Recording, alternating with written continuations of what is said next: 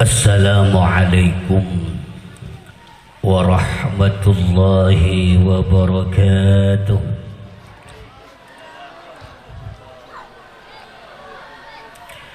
Alhamdulillah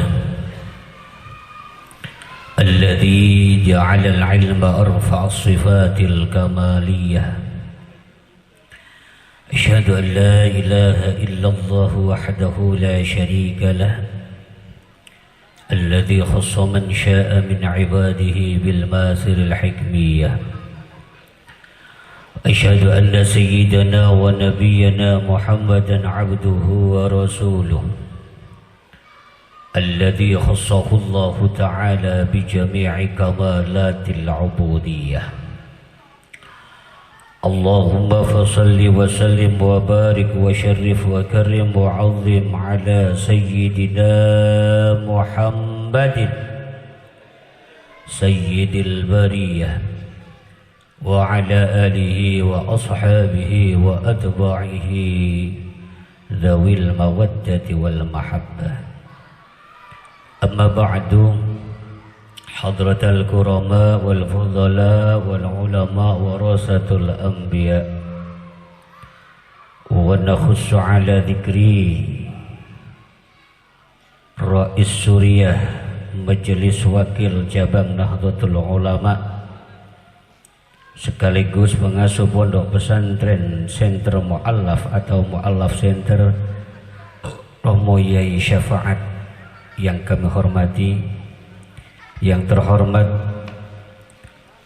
Ketua IKBM Telupa Gedai Kiai Abdurrahman, yang kami hormati Hadratus Syekh Romo Kiai Hadrawi Yahya, Sarjana Hukum Islam, yang kami hormati segenap tokoh masyarakat yang hadir pada malam hari ini, terlebih-lebih kepada Kepala Desa Sungai Nipa Bapak Zainal Abidin, Kepala Desa Madura Bapak Jatim, Kepala Desa Sungai Deras sekaligus Ketua Ansor PAC Ustadz Syahrus Syam, yang kami hormati, yang terhormat dan yang sangat kami hormati Ki Kadito Abah Dahlan selaku orang sepuh Abdina, yang terhormat sesepuh dan bini sepuh, khususnya Bapak Bukhari, Bapak Akub, dan juga Pisan Abdina, tokoh Madura Telupa Gedai Bapak Munir, yang tercinta Akhina Fillah Al-Ustadz Jazuli Saki, yang tadi luar biasa telah memimpin anak-anak kita di Ainul Yakin Al-Mubarak ini menjadi anak-anak yang cerdas, pandai dan berprestasi. Sekali lagi matur nuwun, matur sekelangkong Ustadz Jazuli. Dan juga terlupa kanan kiri Abdinah dari Laskar Sakera, matur sekelangkong kadito ring sepuh. Saudara kami, sahabat kami dari Banser dan Pagar Nusa yang ikut serta mengamankan rangkaian acara Isra Mi'raj sekaligus Khol Akbar Syekh Ismail Mundu dan haflah imtihan wal ikhtibar ke-8, juga wisuda perdana santri I'dadiyah Al-Miftahul Ulum Pondok Pesantren Telupa Gedai. Cek benyan ajaran ini Isra Mi'raj Khol haflah wisuda pas katina apa gula sama nih.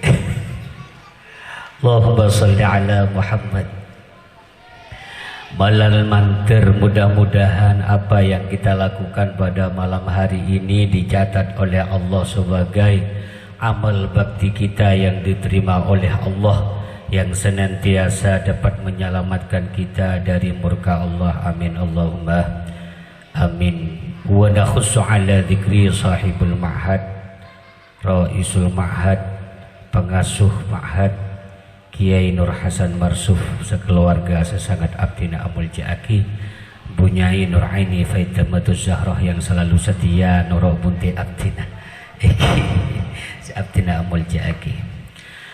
Hadirin yang kami hormati, kami coba mengkorelasikan antara Isra Mi'raj, hal haflah dan wisuda. Ini kita mulai dari mana dulu? Ki Hasan, ke Nur Hasan, mulai dari apa ada? Imtihan dulu ki. Imtihan, haflatul imtihan. Ini merupakan sebuah perpisahan atau temu pasrah, ya, dari wali ke kiainya, bukan terbalik, bukan dari kiai ke walinya. Jadi imtihan ini adalah suatu momentum bagi wali santri untuk berterima kasih kepada kiainya, bukan kiainya yang berterima kasih kepada wali santri. Artinya imtihan ini sebenarnya gawenya wali santri, bukan gawenya pondok. Ini saya tak dudukkan permasalahannya dulu, karena nanti kalau terbiasakan seakan-akan imtihan itu adalah kerja atau gawenya pesantren, maka wali santri ini nggak tanggung jawab. Loh ya apa? Kiainya, ustadahnya, ustadznya mendidik selama 1 tahun, ya, sehingga anak-anak panjenengan ini dapat mengenyam pendidikan yang sangat layak, bahkan lebih layak. Loh ya apa, kecil-kecil udah bisa baca kitab kuning, sampean bayang no. Coba jenengan bayangkan.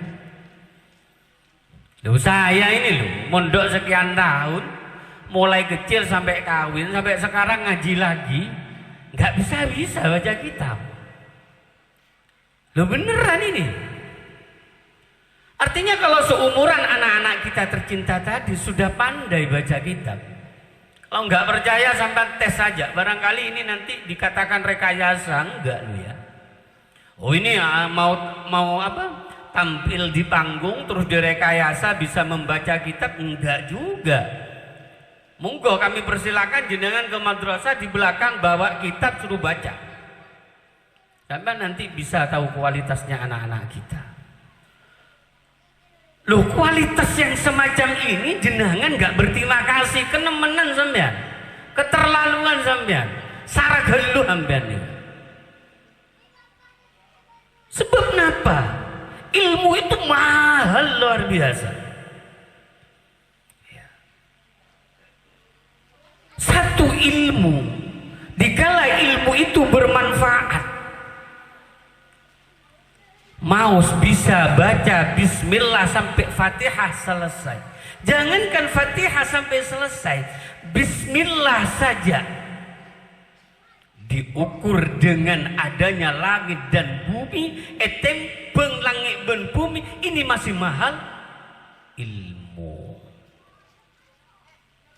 Sehingga Sayyidina Ali karramallahu wajhah sangat pantas dikala beliau berkata, ana abdu man 'allamani harfan fa in syaa'a ba'ani wa in syaa'a a'taqani.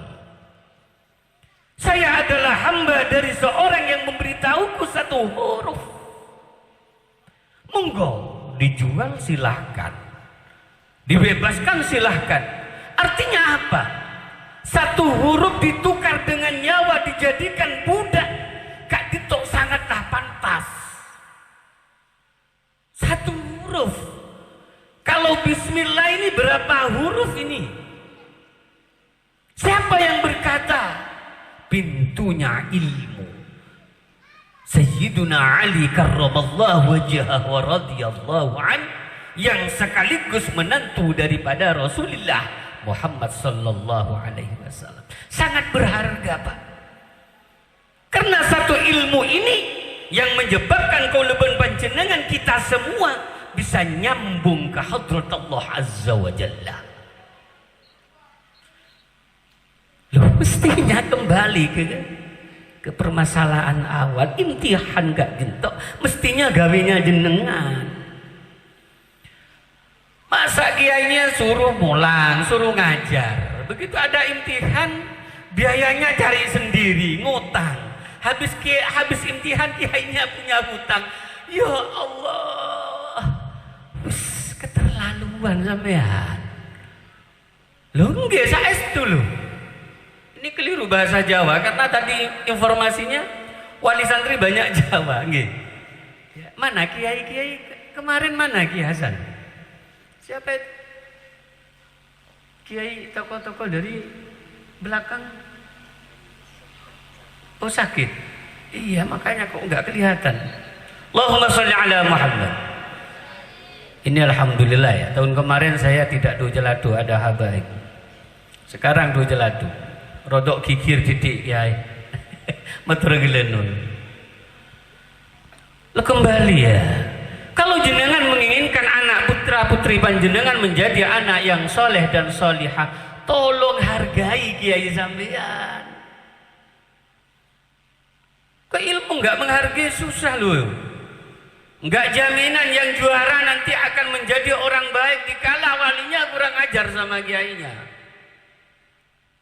Coba sumber ilmu ini dari mana? Kita ambil tokoh sentral dari Indonesia ini, siapa? Syekhna Muhammad Khalil bin Abdul Latif bin Hamim bin Abdul Karim Ibn Muharrar. Bagaimana cara beliau berguru? Apakah beliau orang paling alim? Tidak pada masanya. Karena ada 3 teman ya, 3 sejawat dari Indonesia ini mondok di Mekah. Sama gurunya suruh pulang ke Indonesia. Udah amalkan ilmunya ke Indonesia. Tapi apa yang terjadi? Yang 2 masih menimba ilmu lagi ke Mesir, merasa kurang. Berarti alim ini.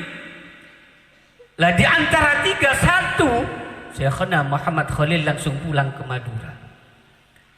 Apakah yang 2 tidak tambah alim, tambah ilmunya, tapi tidak bermanfaat atau kurang bermanfaat tepatnya? Syekhna Khalil titisan ilmunya sampai di sini. Kalau menghitung sanad kami berguru kepada guru kami. Saya punya sanad kepada Syekhna Muhammad Khalil bin Yasin, kepada abahnya langsung ke Syekhna Khalil. Masih 3 sanadnya. Sanad yang kajian yang kita kaji semuanya punya sanad. Insya Allah tidak ada satupun ilmu yang kita terapkan ini yang tidak punya sanad. Makanya kita mengambil referensi Syekhna Khalil. Bagaimana Syekhna Khalil memperlakukan gurunya? Coba. Syekhna Khalil bin Abdul Latif ini suatu saat mau naik dokar. Ini cerita masyhur. Begitu tanya kepada tukang dokarnya, Pak, tolong minta berhenti dulu. Apa? Ini kuda ini dari mana? Maka dikatakan, oh kuda ini kuda Bima katanya. Begitu mendengar Syekhna langsung turun. Karena apa? Takut karena dia di Mekah mempunyai guru yang muasalnya dari Bima. Yang ditakuti adalah jangan-jangan kuda ini masih keturunannya kuda guru saya. Kudanya ini, keturunan kudanya masih takut suul adab. Kalau kita kan enggak. Untung saja kiainya lo esoro dadi koli bi panjenengan. Mentang-mentang panjenengan sebagai donatur, anaknya berprestasi, terus kurang ajar sama gurunya, gak akan manfaat. Udahlah saya jamin itu. kedua, Syekhuna Muhammad Khalil bin Abdul Latif, dikala beliau mondok di Mekah, ya, beliau mempunyai salah satu, karena guru beliau banyak sekali ya, Syekh Nawawi Al-Bantani juga nanti punya guru kepada sanad kepada Syekh Arsyad Al-Banjari, Syekh Khatib Sambas, Syekh Khatib Al-Minangkabawi, Syekh Khatib As-Sambasi, dan banyak guru-guru beliau, di antaranya Syekh Rahdini, yang mana beliau adalah seorang yang tunanetra, sebuta. Keturunan beliau cucunya ke Indonesia Syekh Ali Ar-Rahbini, yang akhirnya menelurkan kiai-kiai besar. Di antaranya yang di Pontianak ada Kiai Khairuman. Ya.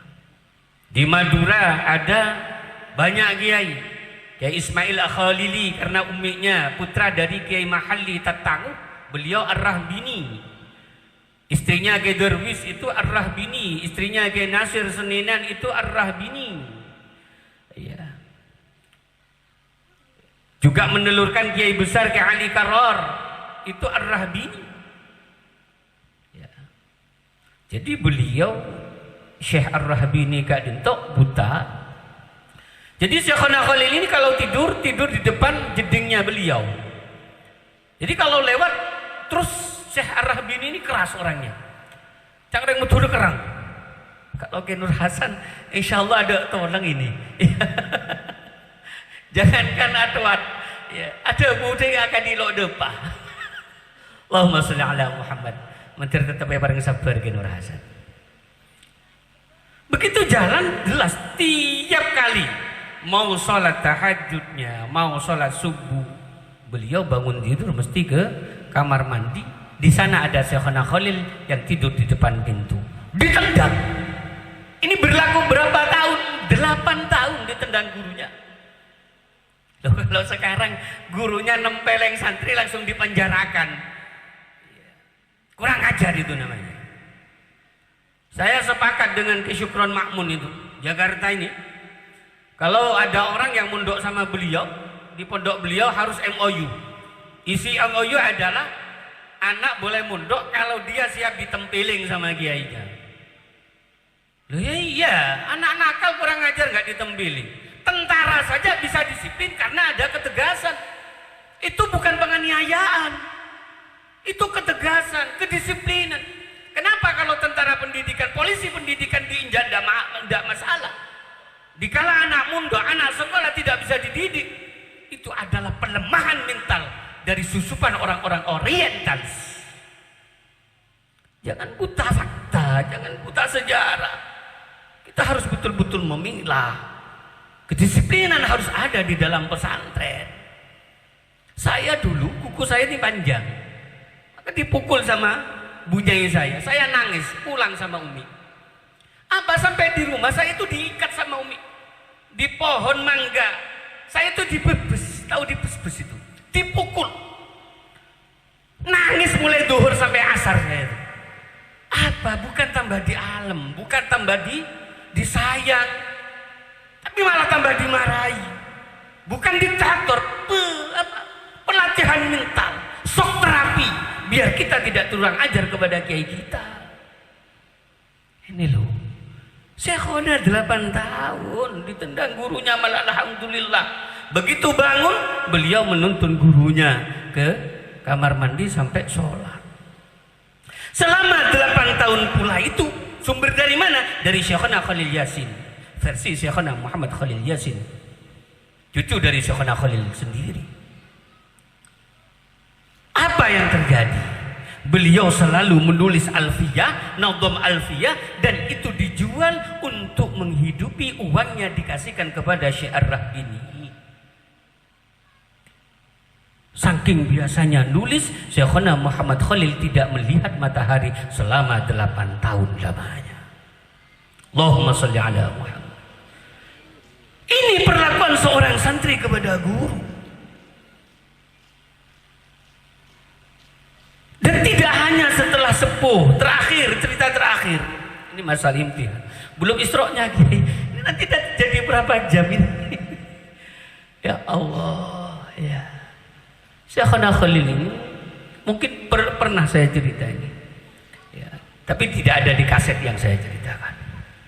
Itu waktu mondok di Bangil, masih baru kecil. Ini sudah tanda-tanda kewalian beliau luar biasa. Justru ta'adub beliau, akhlak beliau menandakan kebesaran beliau.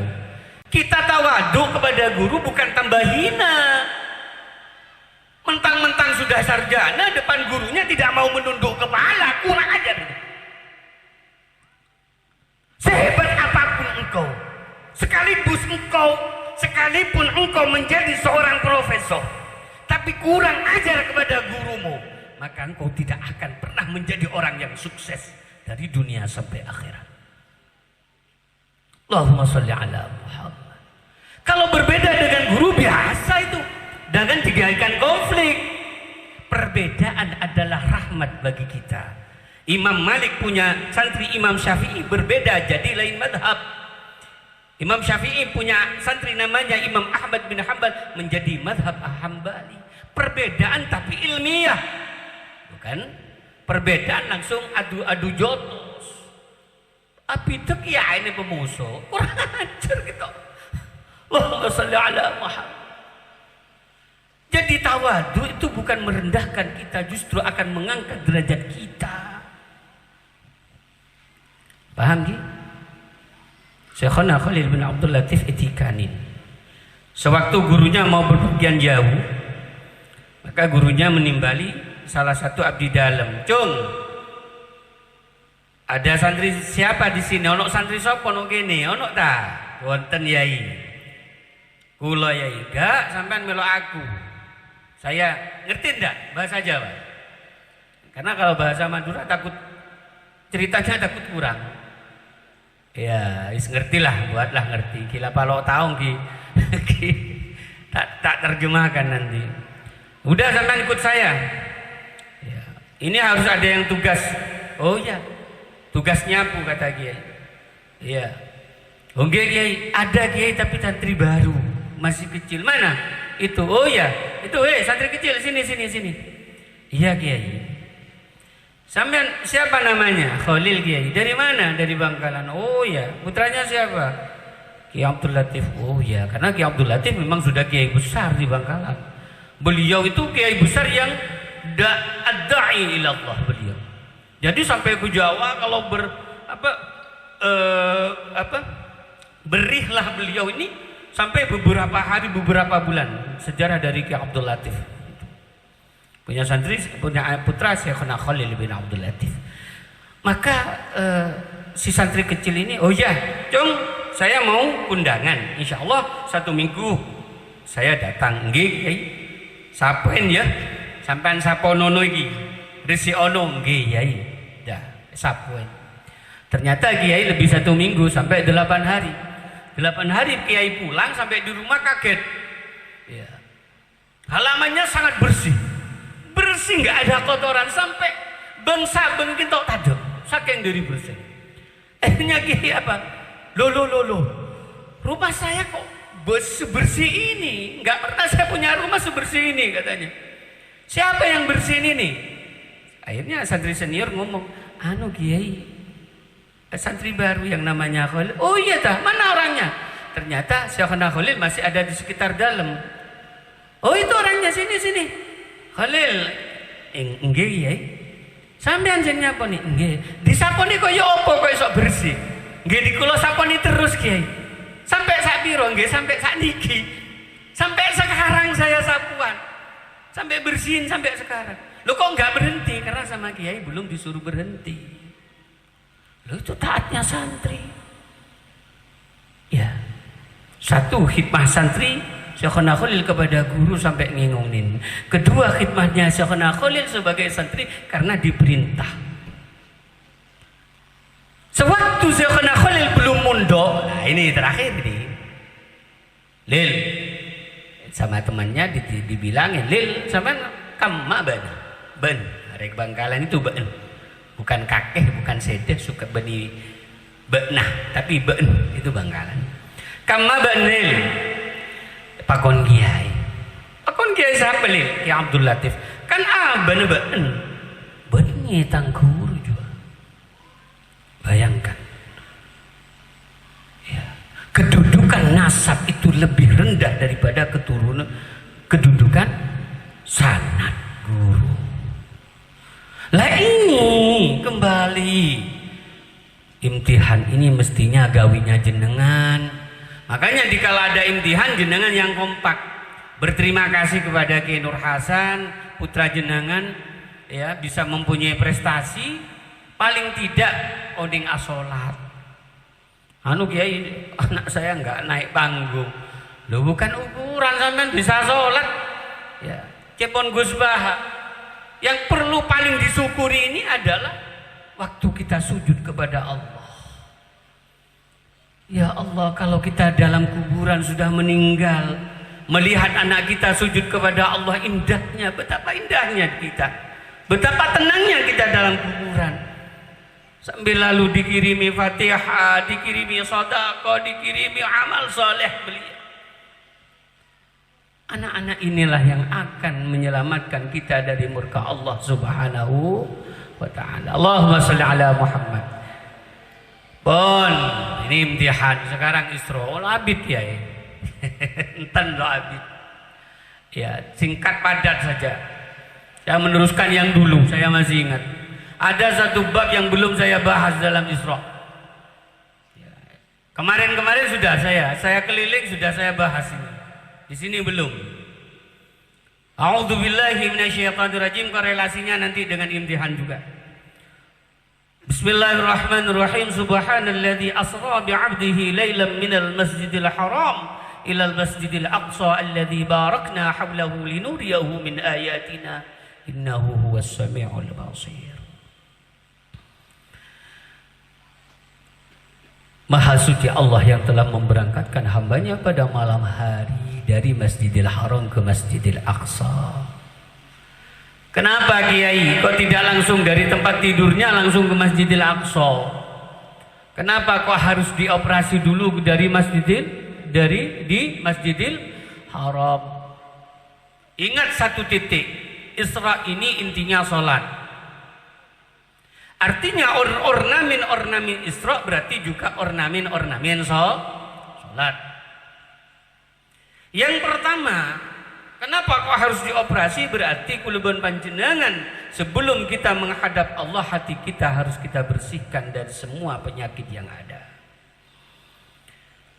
Jangan pernah dikotorilah. Tetangga yang enak biarkan itu enak. Makanya kata Syekh Al-Imam Muhammad Nawawi bin Umar Al-Jawi Al-Bantani menukil dari perkataan Al-Imam Ibnu Hajar Al-Asqalani, as'adun nas man lahu qalbun alimun wa badanun sabirun wa qana'atun bima fil yadih. Orang yang beruntung dalam dunia ini, yang pertama orang yang mempunyai hati yang alim, hati yang tahu dan faham kepada siapa hatinya bertaut.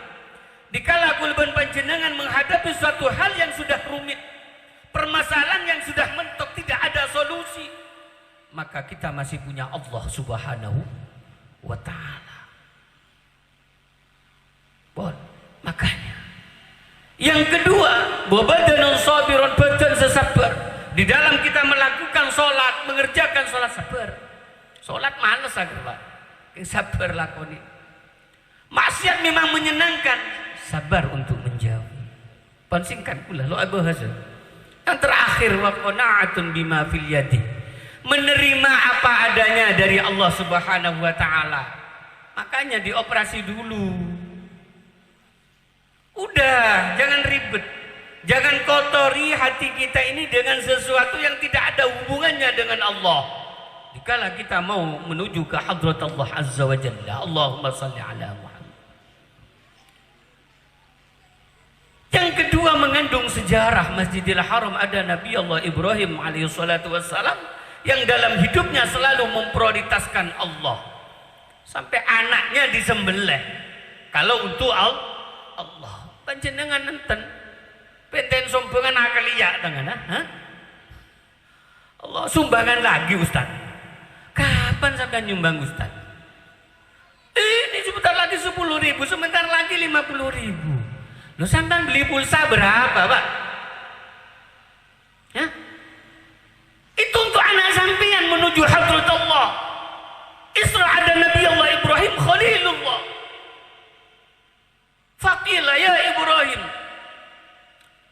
mattakhadtuka Allah Ta'ala khalilan.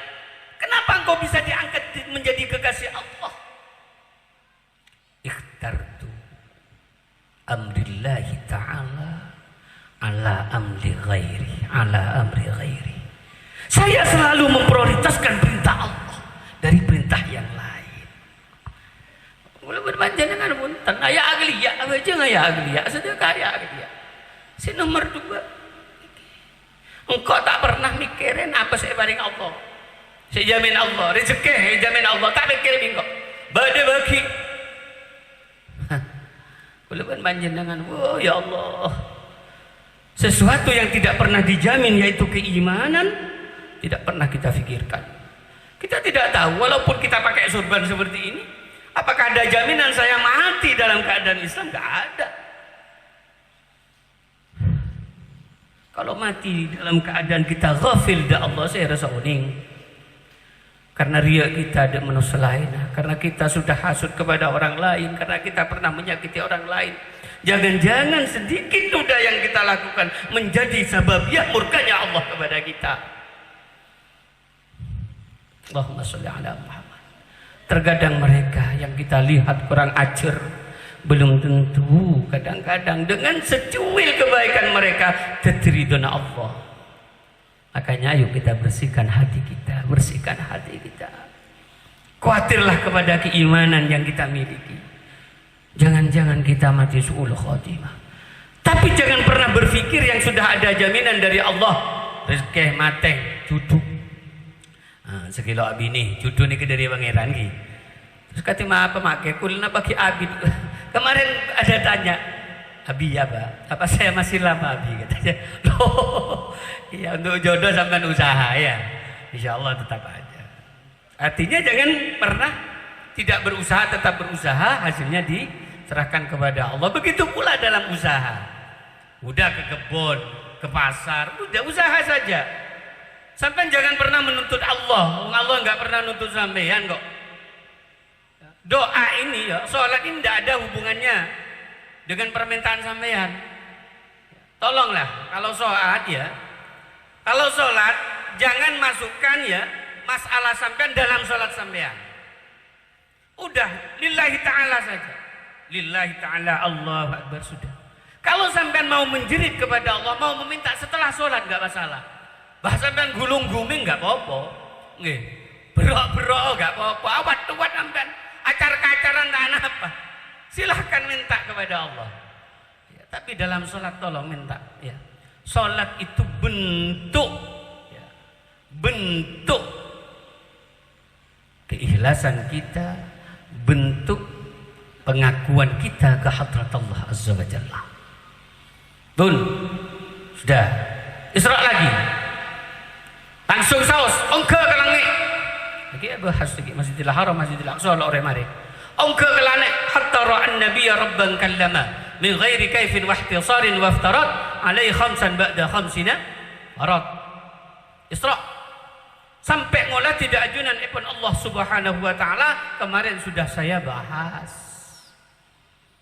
Fa kharra Nabi sallallahu alaihi wasallam sajidan.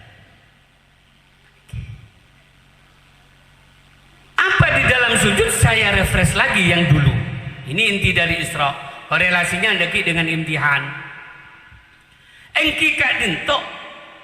Begitu kanjeng Nabi kadep ajunan ipun Allah kanan kiri atas. Bebe ada kebudi ngoleti Allah. Rasulullah langsung ambruk dan sujud di hadapan Allah. Allah berfirman, irfa' ra'suka ya Muhammad, sal ya habibi ya Muhammad. Angkat kepalamu Muhammad. Minta apa yang engkau inginkan wahai kekasihku Muhammad. Rasulullah, Allah ada budak kanjeng Gusti sebagai kekasih. Tapi Rasulullah sampai 3 kali jawab pancet ummati, ummati, ummati. Ya Allah umat kula, ya Allah umat kula, ya Allah. Napa kok ngoten? Mergo ning Kanjeng Nabi boten nate merasakan kenikmatan yang sangat luar biasa dalam hidup Kanjeng Nabi, perjalanan Nabi Muhammad sallallahu alaihi wasallam di dalam dunia ini, baru itu menikmati sesuatu yang luar biasa yang tiada tara. Apa nikmat itu? Nadrah ila wajhillahil karim, yaitu melihatnya Rasulullah tidak hanya la biqalbihi faqat bal bi'ainaihi ra'sih. Rasulullah melihat kepada Allah tidak hanya dengan basirahnya saja, dengan mata hatinya saja, tapi juga dengan kedua belah mata indah Rasulullah sallallahu alaihi wasallam.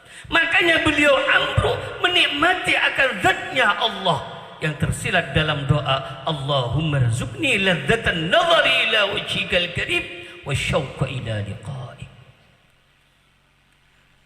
Apa arti dengan umatnya? Ya Allah, bisakah panjenengan memberikan kenikmatan ini kepada umatku juga ya Rabb?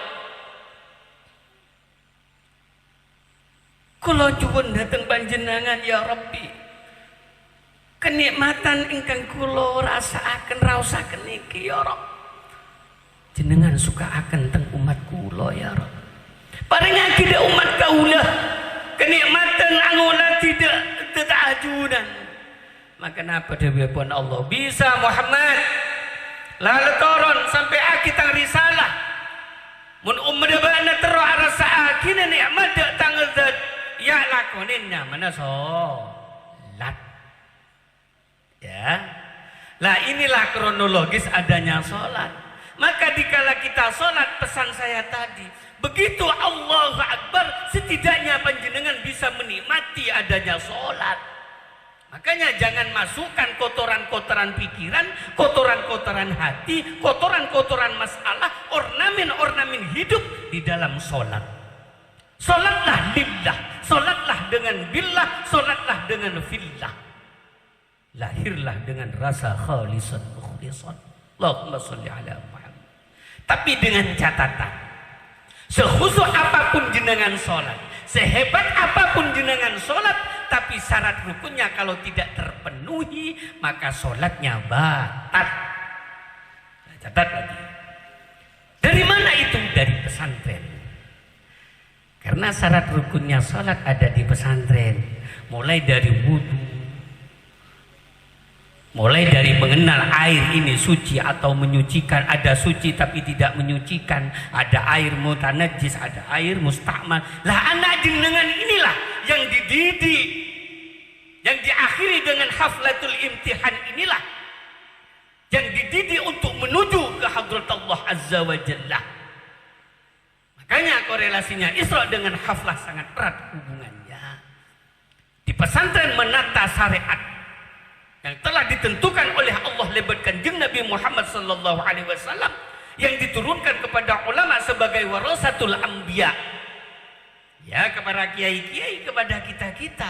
Maka jenengan menimba di sini tidak salah karena punya kesanatan yang jelas hatta ada Kanjeng Nabi Muhammad sallallahu alaihi wasallam.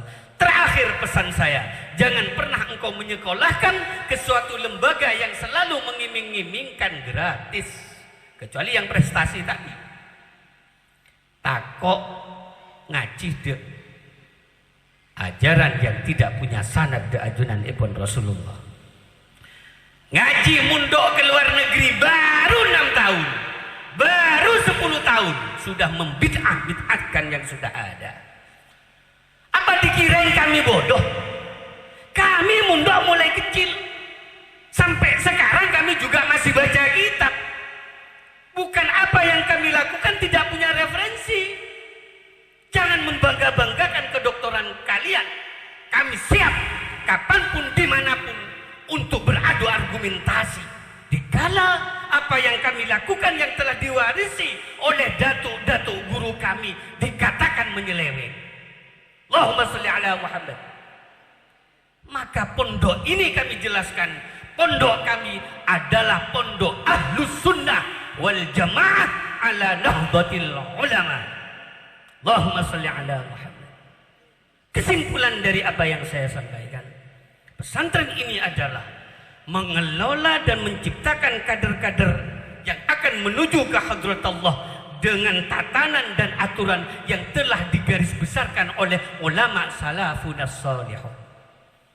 Mudah-mudahan dengan barokahnya pesantren dan haflahul imtihan dan juga hal dari Syekh Ismail Mundu yang merupakan muftiul akbar yang menyebar benih-benih Islam di Teluk Pagedai ini akan mengalir kepada kita. Amin Allahumma amin. Al-Fatihah.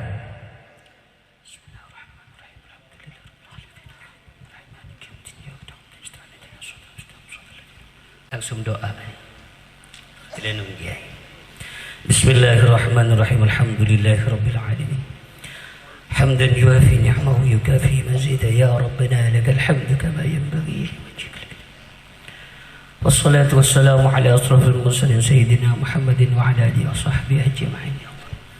اللهم إنا نسألك بمعاقد العز من عرشك ومنتهى الرحمة من كتابك وباسمك الأعظم وجدك الأعلى وبكلماتك التامات أن نصلي على سيدنا محمد صلى الله عليه وسلم وعلى آله وصحبه في كل لمحة ونفس بعدد كل معلوم. اللهم أرنا الحق حقا وارزقنا اتباعه وأرنا الباطل باطلا وارزقنا اجتنابه. اللهم نعوذ بك من علم لا ينفع وقلب لا يخشى وعمل لا يرفع ودعاء لا يسمع. اللهم إنا نسألك إيمانا لا يرتد يا الله يا نعيما لا ينفذ وقرة عين لا تنقطع ومرافقة نبيك سيدنا محمد صلى الله عليه وسلم في أعلى جنان آمين. اللهم افتح لنا فتوح العارفين واجعلنا العلماء العاملين المجتهدين من أهل العلم أهل الخير. اللهم ارزقنا علما فهما يا كاشف المشكلات ويا عليم السر والخفيات. اللهم إنا نسألك علم النبي وحفظ المرسلين وفهم الملائكة المقربين. اللهم أغننا بالعلم وزينا بالحلم أكرمنا بالتقوى وجملنا بالعافية يا أرحم الراحمين. اللهم يا من وفق أهل الخير للخير وعنهم عليه وفقنا للخير يا ولي الإسلام وأهله. اللهم اختم لنا بحسن الخاتمة. اللهم ارزقنا لذة النظر إلى وجهك الكريم والشوق إلى لقائك.